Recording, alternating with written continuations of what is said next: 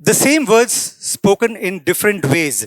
So I can say my hello in like hello, hello, hello, hello, hello, hello, hello, hello. Very much like our sare, gama padani sa. Interestingly, I don't know how many of you have thought of this. Everybody has a pitch of speaking. And this is not a joke.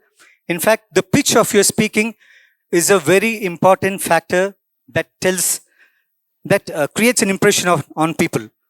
So there is research which says that people speaking at a particular pitch sound more authoritative, are more trustworthy. Okay, so I'll want you all to think of the way you say hello the next time. Okay, now how is music around us in so many different ways? Like I said, the mother singing our lullaby, in our prayers, in different forms of prayers. Don't we sing?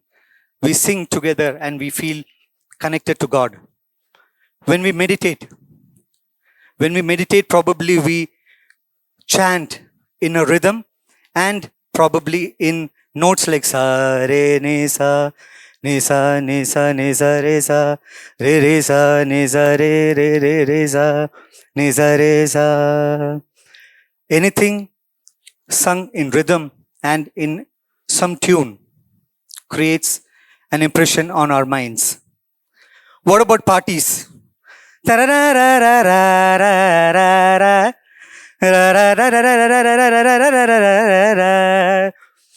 Without music, there are no parties. What about jingles? Have you heard of jingles? Jingles are short songs used to sell products. There's a very popular jingle, washing powder, la la, la la la la la la, or oh la la la la, hey, oh. I'm sure a lot of you recognize that. So the power that a tune or a signature phrase or music help us to create brand association. It helps us to connect to a particular brand. That is the power of music. Imagine movies without a background score. The hero walks in and there's no music.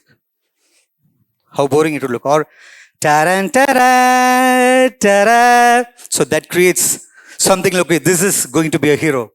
Or if it's a spooky movie, there is a very eerie kind of music. So music actually tells you a story with the sound. Now, generally, people might think, why do I have to learn music? Or music is a waste of time? It's probably just pastime. I don't know how many of you know that Einstein was a musician as well. So music not just for pastime. Einstein was a very good violinist and pianist. And he carried around his violin wherever he went. His wife, in fact, said that he would be busy solving his theorems, problems, and he would come back, play the piano, get back to working, get back, play the violin, because he, in fact, thought in terms of music. He said, I'm the happiest when I listen to music. And if I was not a scientist, I would have been a musician. It's not Einstein alone. There are a lot of scientists, the intellectuals who have been really trained and good musicians. If you go to the Nobel Prize website, you can check. There is a tab called the Symphony of Science. You'll find Planck, Heisenberg, all renowned scientists actually being musicians. In fact, Einstein and Planck played music together. James Allison, a medicine laureate, said, according to me, a good team working is like a good band playing. And every now and then, I make sure that the lab is tuned, the team is tuned so that it sounds like a good band playing. There is also mathematics in music. So earlier when I sang, sa re ga ma pa da ni sa, in total, actually there are 12 notes. La la la la la la la, sa re re ga ga ma ma pa da da ni ni sa. There are 12 notes and each note has an interval of 100 cents. So there is a lot of intelligence and a lot of practice that goes into the human voice having to train for hours and years to get that perfect sa. And there are numerous patterns that can be formed. I'll just show you a few examples.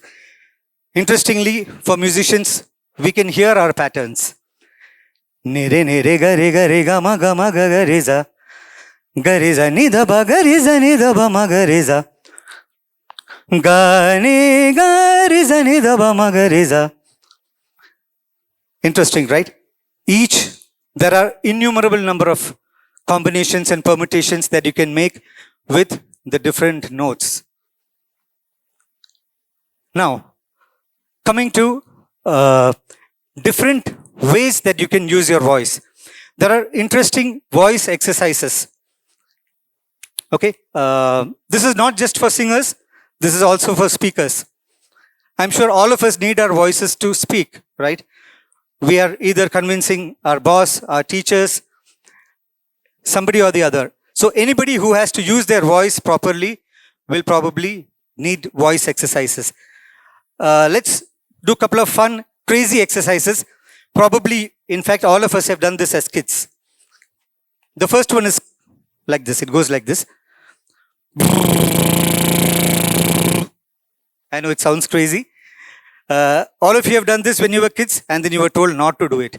In fact, these are scientific exercises that are used by professional singers and speakers because it helps to develop your vocal cords and helps to relax your muscles. Now let's try this together. The group on my right side. Okay, it also sounds like a motor starting or a bike. Okay, now everybody may not be able to do this continuously like for somebody it may go like okay, so you will need to really warm up your vocal cords. Let's try this over here. 1, 2, 3. Oh, a lot of motors still yet to start. Okay. 1, 2, 3. A little more. Louder. I wish I could come there, but I'm not supposed to leave this red dot. Okay, let's hear it from this side. Don't think of tune or, I spoke of those 12 notes. Don't think of all that. You just have to make some sound. Not bad. Let's have this together, all together. 1, 2, 3. Believe me, it really helps. Okay, please go try it out at home. I've had a lot of people attend my talks and comment and, I tried this and at home they asked, did you go to attend a summit or, what did you do at the summit? You were trying all these things. There's another interesting, crazy exercise called tongue trill. Similar, but you have to do it with your tongue. We'll do it quickly, only once. Once this side.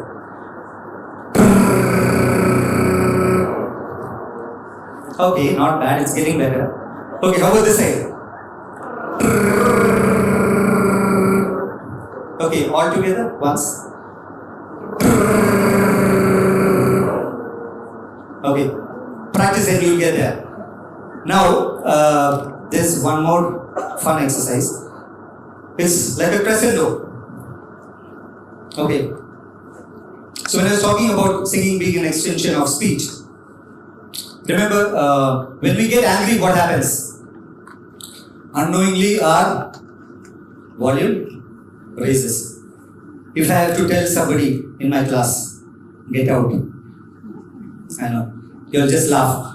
But if say, get out was said like, get out! Probably, people get a shudder, they please get scared for a second. So, let's practice. This is called voice dynamics. How do you control your volume when you speak? And I'll show you how I apply it when I sing as well. To create different expressions.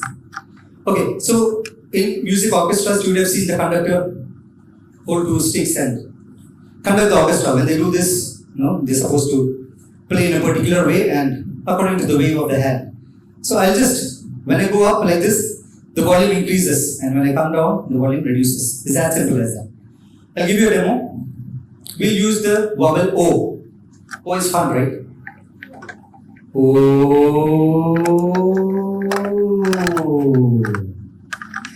Okay. Now also at the speed at which I'm moving my hand. So that will be fun when we try it a little later. First, we'll go with the basic one. Yeah? This side. By now you have warmed up your vocal cords, I'm sure. Okay? Oh. Very good. Okay, I'll have a lot of singers walking out of the auditorium. Okay, here. Oh, very good. Now, if I keep doing this, what do you do? It'll be like, oh. Sounds like a siren, right? Okay, let's try this here. But please make sure you follow my hand. Okay? Oh.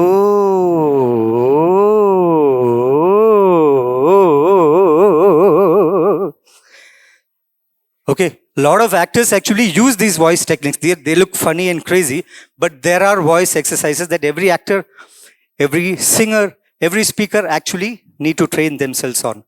Okay, let's try it with this group. Oh, oh, oh, oh, but this is out of syllabus. Okay. Okay, once more together.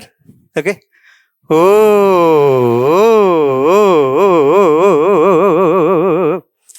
Great. So these are some fun voice exercises that we do because before you even try to sing, it's important to learn to use your voice the right way. Now, about a few years back, we started a platform which said it's for everyone who can sing.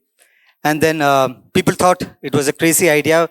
But then many years later, we had our story published at Ivy and Harvard universities. And we also collaborate with a lot of colleges and universities. And that's also the reason why I'm here at this TEDx talk. Thank you so much. Let's make the world a happier place by singing for joy and singing amongst ourselves to build better communities. Thank you.